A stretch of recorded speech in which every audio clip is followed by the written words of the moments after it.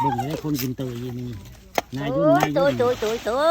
ยุ่นบ้านกุกซากินเตยได้นี่นายยุ่นบ้านโคกเอาเตยไปบุญได้นี่มาชอบเด้อบุญคุเล่บุญคุเล่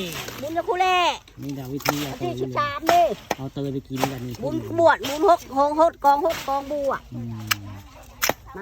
บอกเขาเนี่ยพายมาจัดลงทานกับมาได้อยู่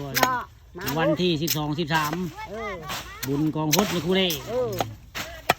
วันนี้คุเล่มาเลยวันนี้วันที่9ได้วันนี้วันนี้วันที่9มื้อนี่ก็ตุ้มโฮมอยู่วัดบ้านโคกซาตามบนนาตาล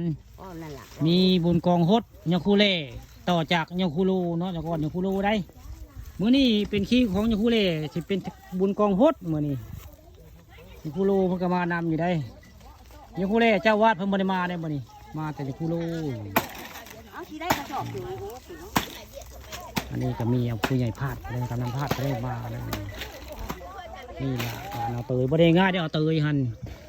ต้องให้มันคูดมือสักหน่อยได้น้ำมันมีน้ำเตยของมันนี่เตยมีน้ำได้เตยมีสรรพคุณ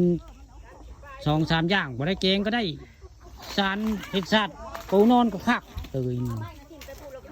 ยบ้านอ่างตามบนหน้าต่างไม่ยังมาบังเอาค่อยเด้อโอ้มาจังเอาใจมาชอบเลยมากั้งพุ่มป้าพระเจ้าของบ้านป้าพระเจ้าของคนเฮงแล้ว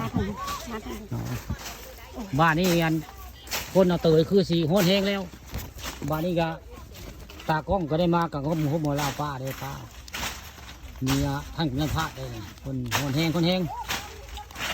ข้าจะเป็นยูทูบกดถึงผมมานำบอดมาเว้บ้านนางเนาะมาเว้เอาเฮือนเอาห้องเฮือนพี่งามเฮือนบุคคาอยู่บ้านนางเนาะเฮือนตะกี้อยู่นี่ได้อยู่บ้านนางเนาะมากันมาเตยพาพี่น้องมาเตยก็เลยมาเว้ขอห้องกับเจงามบ้านนางเนาะมากั้งมาถ่ายนางน้อยยัดเด็ดมื้อนี้มาเด็ดไอ้ลีเด็ดแห้งแท้เด็ดก็ได้เด็ดแห้งก็ได้ผู้แล้วครูก็ใส่หมวกได้แล้วก็ได้แล้วเด็ดถูกมันครูลูก็ใส่เด็ดใส่หมวกให้เราเด็ดแห้งผู้ข้าก็เด็ดที่บ้านวันนี้เอาเรื่องจริงความเจ้ามาให้เบิ่งกันวันนี้กายเอาเตยไปงานกองฮดในคูเล่บ้านโคกซาตะบนตาลวันที่12 13วันที่12จะมีอันกองยาวฟ้อนลำเนี่ยบนนะ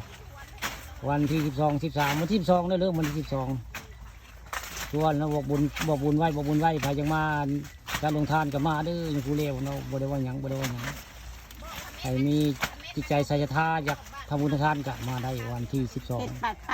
13มือละมือนี่คือต้มโฮมวันที่10อยู่วัดยาคูเล่บ้านโคกซาตำบลนาตาล